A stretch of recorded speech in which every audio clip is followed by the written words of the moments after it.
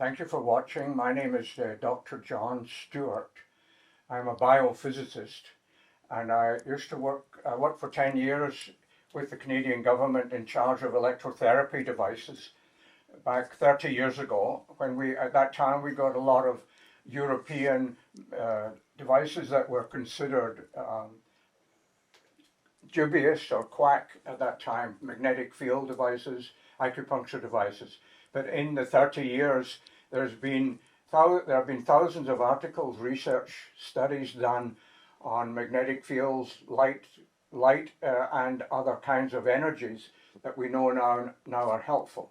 So I want today to go into several of these energies and show some of the devices that I've been inventing and want to offer to practitioners to use. So I'll start off with the more basic one, the sound and vibration devices.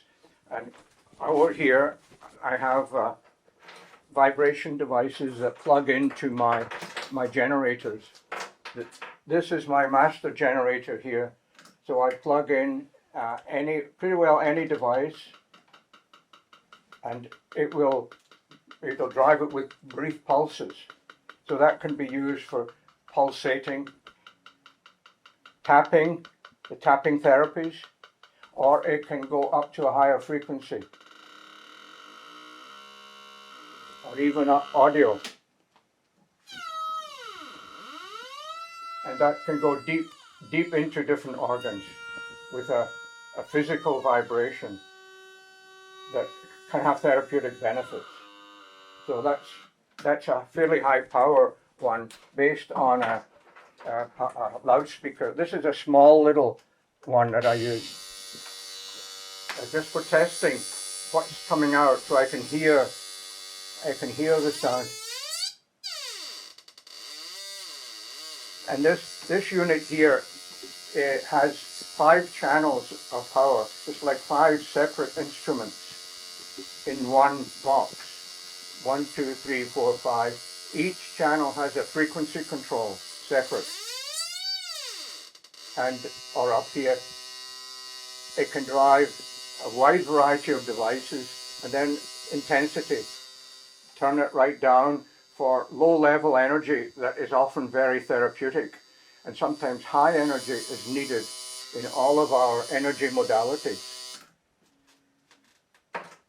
One of my inventions is a probe for a vibrational probe.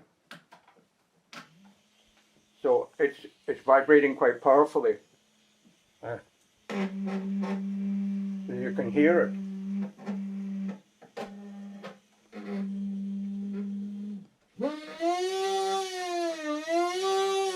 So that would be like an acuprobe, putting vibrational frequencies into acupuncture points or any organ, pelvis, bladder, nodes. Yeah. So that's all I want to cover on vibration and sound.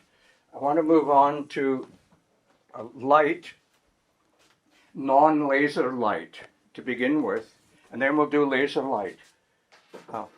These are some of my non-laser devices that use standard LEDs, either bright LEDs or intense commercial LEDs like these. These are high power LEDs. They're not lasers, they're LEDs, but they're high power. This particular array contains red and infrared light sources. When you combine red and infrared, you're getting red therapy. And there's a book on the subject, Red Light Therapy, that I'd recommend you read, very comprehensive. Now, this device I invented for treating the eyes, not only the cataract, but the retina, because the retina gets macular degeneration. Quite a few patients say that they get benefit from red and infrared on their macular degeneration. So let me demonstrate this to you on this smaller 2-channel unit, 2-channel driver.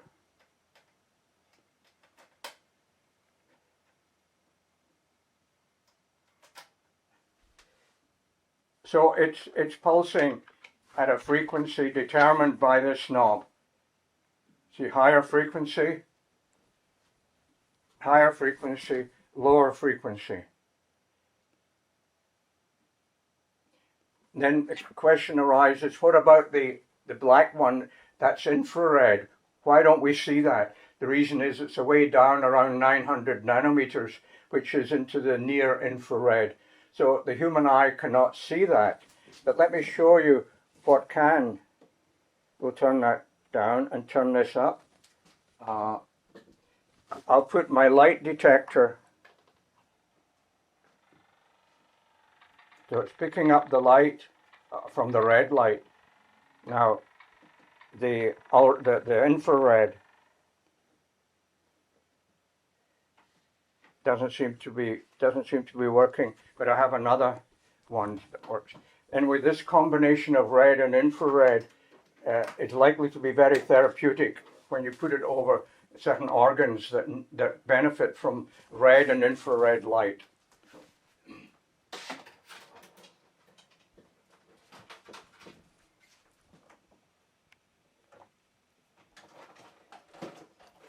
Now I do have an infrared light array here that I'd like to demonstrate. Let's see if it works.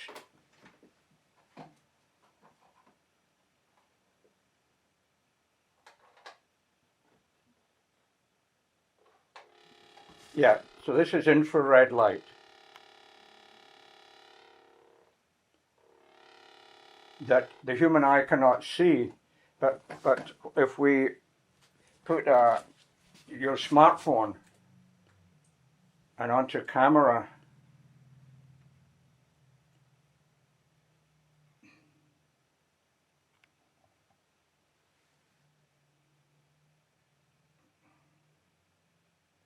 oh, here it is.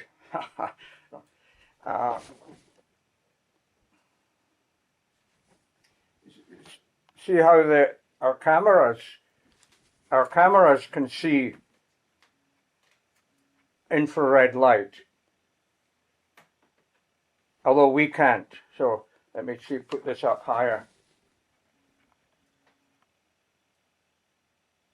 See the pulsing light, and that's at a fairly low frequency. So if I turn this up a little higher, you see that it looks violet, but in fact this is infrared light that penetrates very deeply and has deep therapeutic benefits for things like breast cancer, prostate cancer, skin cancers.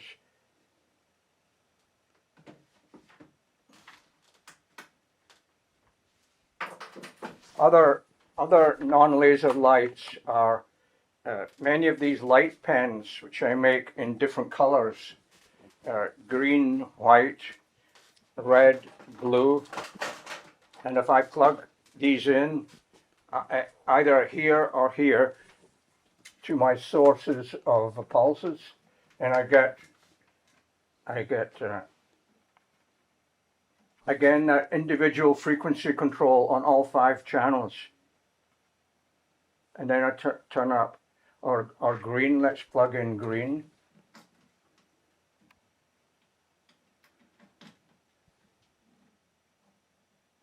Yeah, quite right.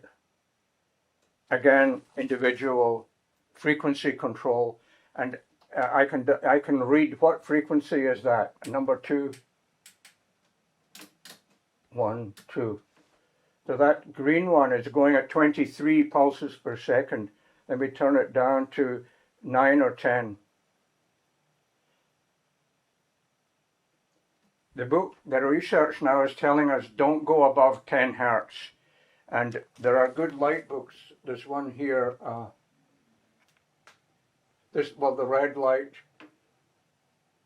and other research is saying don't go above 10 hertz. 9.6 is a popular frequency. So these are 2 examples of my non-laser light stimulators, light pens. Here's another one that is an array of red lights.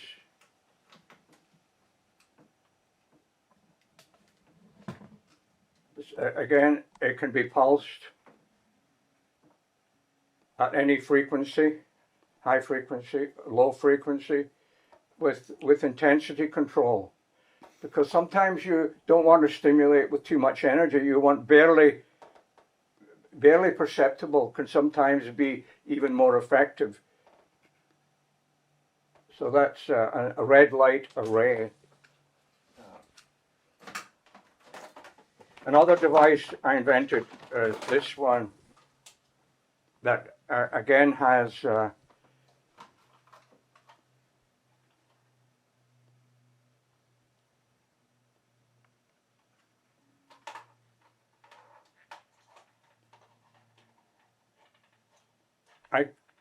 I can hear the pulses, but it's not very strong. Let's see if this one's any better.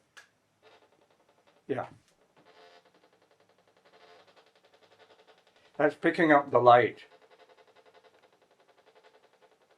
And if I speed it up or slow it down.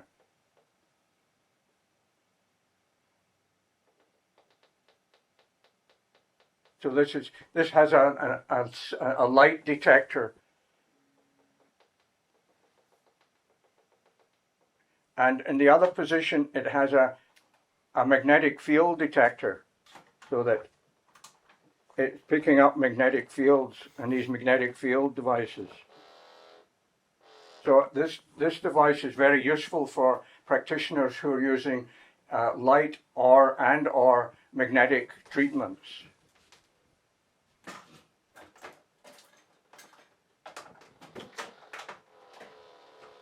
Another device I got is for those of you who like to work with crystals.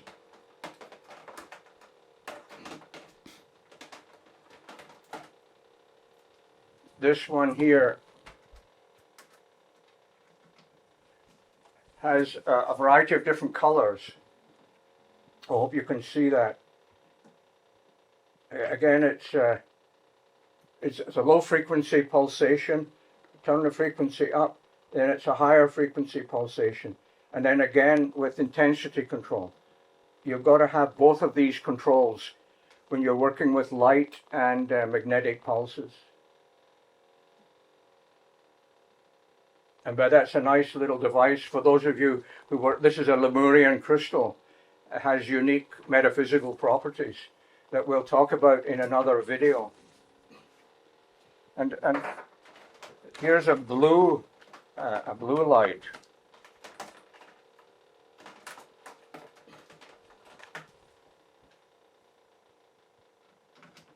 Yeah. So this is a beautiful blue light. Again, it's pulsating. It's pulsating at any frequency I choose, and then the intensity can be turned down. And blue has its own unique properties as a source of healing.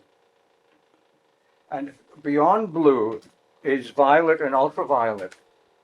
And here I have what I think is a very important device.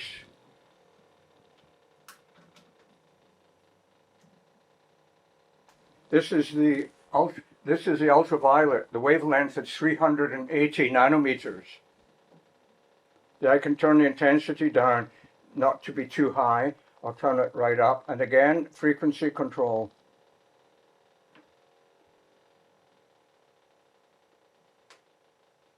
I don't know if you can see that, but it's pulsing at a low frequency. That's good. And then I have another one.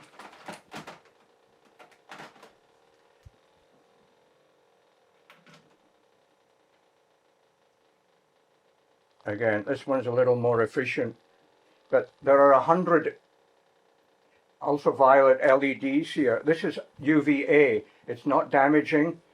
It's uniquely healing, and it's actually described for skin and breast cancer in these 3 books. In Lynn McTaggart's book, The Field, she discovered the work of Popp, Fritz Albert Popp, who discovered this 380 nanometer phenomenon, how it heals cancer cells And then it's described in this book by Dr. Swanson, a 380 nanometer. I have a PDF of the relevant pages. If you email me, I can send you a PDF of the text of how he discovered the 380 nanometers. And then finally, this book has a reference to the 380 nanometer. It's by David Wilcock, Source Field Investigation. He describes it also. So I have a PDF file that I can email to you free of charge if you want to find out more. This could be very important in healing cancers. And this is 100 LEDs that can be put over the organ that's affected, the skin or breast. Oh, and this is a very unique device that will bring us over to the magnetic area. This is like a intense light, IPL, intense light probe. But there's built in here as a little Tesla coil, tiny little Tesla coil. But let me show you what happens. This little Tesla coil is producing a very powerful magnetic field, the same pulses that are driving the light. So this is an innovation combining light, pulsed light, and PEMF combined into one device. And particularly here, like acupuncture combination. I don't know if it goes through. Almost. And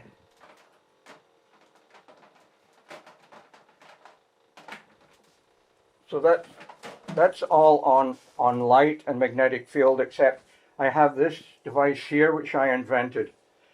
Again, this puts out a combination of magnetic pulses and infrared light.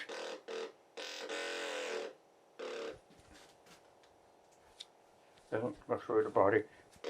But again, a very powerful magnetic field, infrared light, visible light, and this is for healing prostate and hemorrhoids. So you sit on this for a few hours a day, and it has the heat and the light and the magnetic field all have a healing anti-inflammatory benefit on prostate tumors.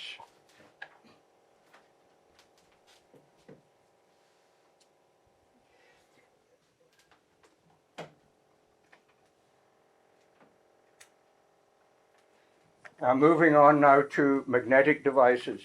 This device here is putting out it's got rotating neodymium magnets, so I call it the Neodyme. It's on my website.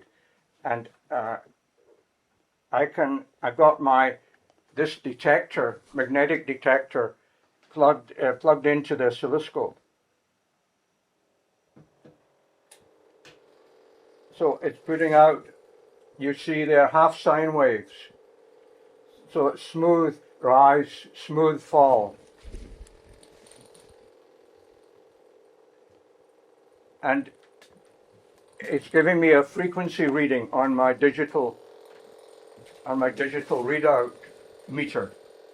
So I with this device, with the output jack plugged into an oscilloscope, we can look at the exact waveform, the nature of the waveform, the rise time, the shape. Is it smooth or is it spiky? And in this case, it's showing a half sine wave. The other half cannot be seen by the sensor, but it's a bipolar sine wave coming from here, which is a very gentle waveform that has very deep healing benefits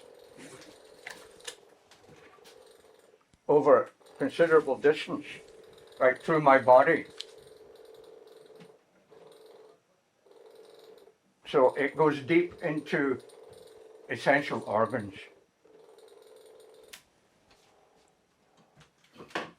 Now, interestingly, if I look at the light here. Oh, let me put this in.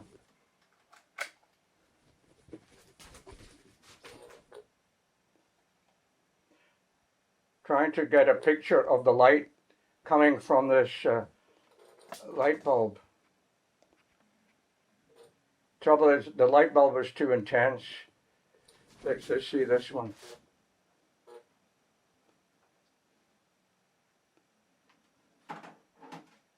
No. However, what happens is these LED and plasma lights like this are giving out pulses at 120 per second. And I was able to demonstrate some of these pulses here. So do we want these pulses into our brain? 120, which is twice 60, because every cycle of 60 cycle gives rise to a light pulse. I don't think we want these pulses in our brain, but yet these energy efficient devices are now putting pulses that I don't think are very helpful. So let's see what else we've got here. We're moving on now to magnetic devices.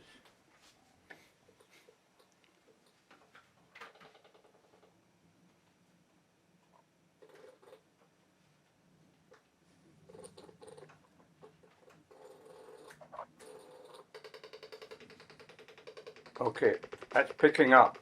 Let me turn the frequency up. And put this behind me. So this is a very powerful magnetic field way out all through the organs, pelvis, very important organs in the pelvis that need this anti-inflammatory benefit of pulse magnetic field, or even the brain, the heart, esophagus, stomach. And again, we can control the frequency. That frequency is probably a bit too high.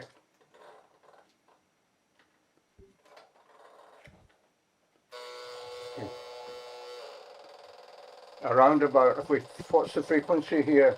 Channel 1, 20 pulses per second, 10 pulses per second. That's about, 10 is about right. The recommendation now in the medical literature recently is don't go above 10 or 15 pulses per second.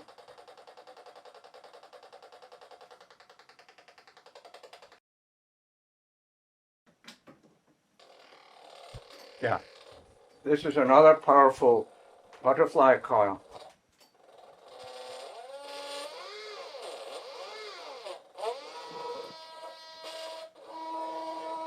And it's so powerful that it even lights this light bulb. You see that? The light, that's, all it is a little Tesla coil, open air Tesla coil, picking up the magnetic field and turning it into electrical pulses that are showing up on a simple LED. So you can scan it. Sometimes, let's talk about intensity. Some of the literature is saying don't go too high. And in general, that's probably true. The lower, the better. But there are many conditions that need a much more intense treatment. For example, brain lesions need TMS, which is like 20,000, 30,000 Tesla. Gauss, 10,000 Gauss is 1 Tesla. So sometimes certain organs need very intense stimulation, like this. So. And one book that advocates that is this book by Dr. Pollack, which I like. The Power Tools for Health. I recommend you get this book and read it very carefully. The other book is this one, PEMF, also quite good. Not as good as the bigger one. Let me see now. Yeah, when you testing one of these devices,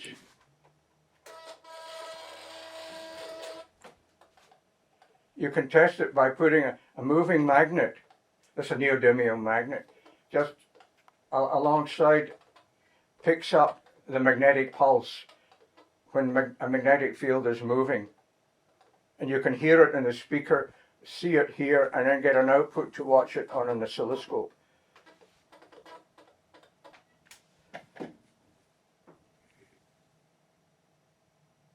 I want now to talk a little bit about lasers and the difference between laser therapy and bright light, or IPL, intense pulsed light therapy.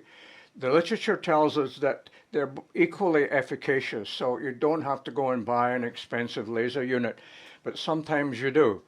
I just had a conversation last week with an allergy practitioner who said that she could not get results with the low-level little laser light like this one.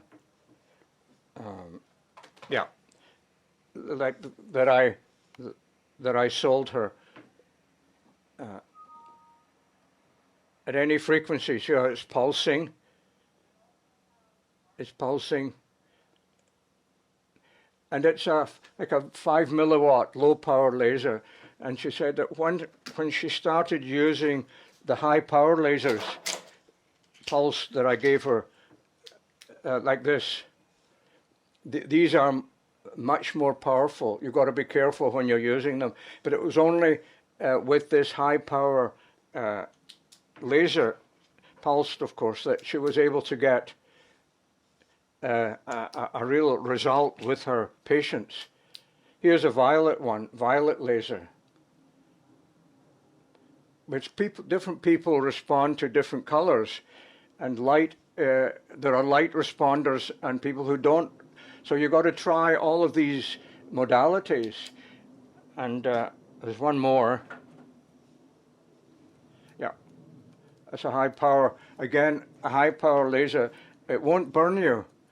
I can feel it a little bit. So you don't stay it on too long, but you're getting a very deep penetration, a much more effective result, particularly for deep arthritis, deep organ problems. So I think we've covered just about everything today. So thank you very much for watching. Yeah. Bye-bye.